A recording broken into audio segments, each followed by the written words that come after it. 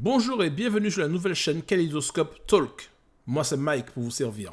J'ai créé cette chaîne afin de partager mon avis d'insolent sur les thèmes divers et variés tels que le sport, certaines actus et partager des coups de gueule notamment sur la politique de notre pays. Ah, la politique. En ce moment, il faut se l'avouer, c'est n'importe quoi. Petit disclaimer, je ne suis qu'un citoyen lambda qui partage son avis et c'est tout. Mes idées n'engagent que moi et ne tiennent pas compte des éventuelles obligations ou stratégies politiques. D'ailleurs, donne le tien d'avis, oui, en commentaire. Enfin, après avoir écouté. C'est mieux, non? Logique? Bref, insolent. La politique est un panier de crabes. Garde ça à l'esprit. De ce fait, je n'appartiens à aucun parti, de près ou de loin. Et surtout, la chaîne n'a pas de vocation politique. Je me répète, mais je suis là pour partager mon avis sur tout type de sujet et avoir le tien. Tout ça avec bienveillance et sans insulte, même si nous ne sommes pas d'accord. Bande de fourbes. Aujourd'hui, je voudrais vous parler de la dette faramineuse de la France. Comment sommes-nous arrivés à autant creuser ce gouffre? Vous allez me dire, le Covid avec le quoi qu'il en coûte? Oui. Ok. Mais le mal est plus profond, plus ancré, et on va en parler. Peut-être. Parce qu'il faut m'expliquer comment cela peut arriver en étant le pays le plus taxé d'Europe, voire du monde. Enfin, on est le pays le plus taxé du monde, hein. Mais t'as compris. Je vais surtout vous faire une liste insolente des choses les plus aberrantes pour un pays dont la dette se gonfle seconde après seconde depuis des années. La France est l'Eldorado, le nouveau American Dream. Oh, l'accent de fou. Pardon, je m'égare. Je disais donc, la France est the new American Dream pour les feignasses insolentes. Nous sommes le seul pays au monde où tu peux rester des années sans travailler et l'État te paye ton loyer presque à 100%. Son nom? APL. L'État te donne de l'argent pour ne rien faire, juste vivre. Son nom? RSA. L'État te donne de l'argent pour tes enfants. Son nom? La CAF. Mais la CAF est d'ensemble, parce que eux te donnent de l'argent pour différentes choses. Et sans rien faire. Mais je ne m'aventure pas dans les détails pour ne pas faire pleurer la France. La France qui se lève tôt, ou pas d'ailleurs, mais la France qui travaille. Je ne parle même pas des autres avantages comme la CMU, chèque énergie ou toutes les autres aides que je connais même pas. Bref.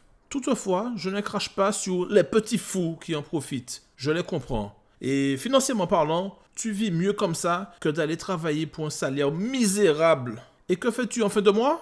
Vas-y, réponds-moi. Ne sois pas timide. De quoi? Hein?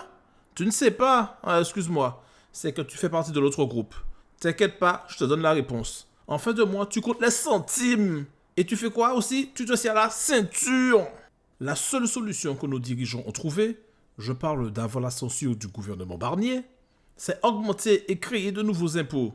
Nous verrons la proposition du gouvernement Bayrou.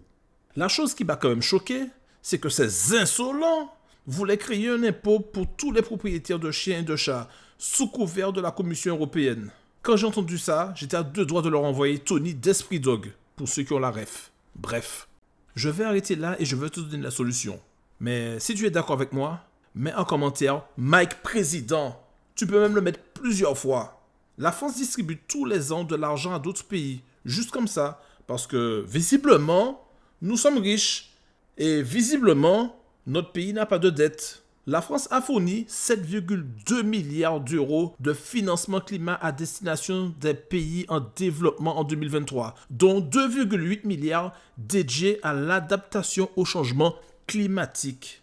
L'objectif est de 6 milliards d'euros par an. La France figure parmi les principaux contributeurs de la finance climat internationale et elle est l'un des rares pays considérés comme fournissant leur juste part dans l'objectif collectif de 100 milliards de dollars. Combien? 100 milliards de dollars par an jusqu'en 2025. Je ne sais pas pour toi, mais je me dis que nous sommes dirigés par des chèvres. Attends, je suis peut-être fou. Mais je me dis aussi, si je suis le dirigeant d'un pays qui a une dette colossale, t'en bouge pas, je te mets en direct pendant que je t'explique la dette de la France. Les autres pays ne donnent pas l'intégralité de leurs parts. Pourquoi devrais-je le faire? L'honneur? Ou parce qu'on s'est engagé? La blague? Regarde le paysage politique depuis quelques mois. Où est l'honneur? Où est la dignité? Pour certains, on dirait des collégiens. Bref. De plus, quand des députés, et je ne vise personne, vont acheter de la drogue. Et comme un débile, tu te fais gauler en flag. Waouh! Ouais, toujours là pour rendre service. Cadeau, ouais. Il y a un débriefing après le spectacle. Bref, je m'égare. Je disais, les autres pays ne donnent pas l'intégralité de leur part. Pourquoi je devrais le faire? Je me serais dit, j'ai une dette à réduire? J'ai une population qui est dans le besoin, je vais d'abord les aider, les Français. Logique, non? Et après, si je peux, je contribue. Mais au nom de quoi déjà? Ah oui, le climat. Attends, j'ai une autre info qui va te dégoûter. La France est le deuxième pays contributeur et représente 31% des financements climatiques européens fournis en 2023. Voilà où vont tes impôts, insolents. Et ce n'est pas fini. Est-ce que tu connais l'aide publique au développement? Je t'explique vite fait. La France fournit des pays en thunes. Encore une fois, avec tes impôts. Ben voyons. Je caricature? Oui, mais à peine. Voici un extrait. Enfin, avant de te le donner, pour information, tous les chiffres que je cite dans cette vidéo sont des chiffres que j'ai obtenus sur le site du gouvernement. D'ailleurs, je mettrai quelques liens en description, si vous voulez aller vérifier. Les 19 pays prioritaires de la politique de développement de la France ont bénéficié en 2021 d'environ 1 milliard d'euros d'APD française. APD, je l'ai dit précédemment, aide publique au développement. Le premier bénéficiaire était le Sénégal avec 177 millions d'euros, suivi du Mali avec 107 millions d'euros, puis le Burkina Faso avec 100 millions d'euros et le Niger avec 92,4 millions d'euros. Que des pays où le gouvernement est corrompu. Le dictateur, le président, garde toutes les richesses pour lui et sa famille. Bref, cette aide existe depuis 2020 si j'ai bien fait mes quelques recherches. As-tu vu une amélioration pour ces pays? As-tu vu une amélioration pour la population de ces pays? Pour ma part, la réponse est non. Maintenant, je vais accélérer, sinon la vidéo va faire 2 heures. Souviens-toi, il y a quelques années, la Grèce était en faillite, prête à faire du racolage pour sauver sa situation financière. Si là tout de suite, ou même demain, on devient comme eux, qui va nous aider? Parce que nous, on leur avait signé un bon gros chèque. Pourront-ils nous rembourser un jour? Parlons aussi de tous les dons que l'on fait aux différents pays. Par exemple, l'Ukraine. Ah non, pardon, pas l'Ukraine. Ils sont en guerre, oui, mais il ne faut pas déconner non plus. Depuis plusieurs années, l'argent du pays, soit nos impôts, soit notre argent, est dilapidé dans plein de pays qui, pour la majorité d'entre eux, ne pourront jamais nous rendre le même service ou tout simplement nous rembourser. Alors qu'on nous demande toujours plus d'efforts. Et ce n'est même pas pour nous-mêmes. Oui, je sais, en 5 mots, 2 fois le mot même. Mais je le garde quand même. Bien sûr, il y a certainement des enjeux qui me dépassent. Mais tout de même, j'ai la sensation qu'en dans le pays, c'est tout pour les autres. Et toi, le français, paye encore et encore. Et bien sûr, toi, on ne t'aide pas. Enfin, je dis ça, je dis rien. Je ne sais pas si je me fais des idées. Mais dites-moi en commentaire si vous avez la même sensation que moi. Si on est dans la mouise, pourquoi nos dirigeants ne dépensent pas moins? Avec moins de voyages officiels, par exemple. Là encore, je dis ça, je dis rien.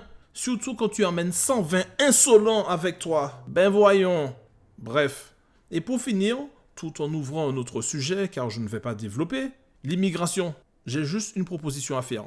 On commence par faire partir tous ceux qui sont en situation irrégulière et qui coûtent de l'argent et dont la situation administrative n'est pas remédiable. Et les autres, on les garde, bien évidemment. Après, on se calque sur un modèle d'immigration qui a fait ses preuves, comme l'Australie, le Japon, le Canada, même si en ce moment, ils se rendent compte qu'ils ont accueilli trop de monde et qu'il faut marcher arrière. Certains ne seront peut-être pas d'accord avec moi, mais on peut dire aussi les États-Unis.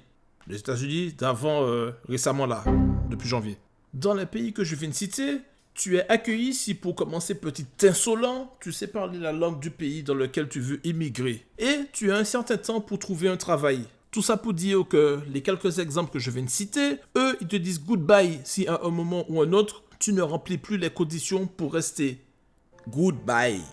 Ben voilà, hein, c'est tout pour aujourd'hui. Donne-moi ton avis en commentaire si tu es d'accord avec moi ou pas. Tout ça sans violence, hein. On est là entre nous, hein. Peace. Ok? Et dis-moi également si tu veux que je développe le dernier sujet lors d'une prochaine vidéo. Éventuellement, si cela t'intéresse. Si tu as aimé la vidéo, mets-moi un petit pouce bleu ou un petit pouce rouge si ça ne t'a pas plu. Et je te dis à la prochaine. Allez, ciao.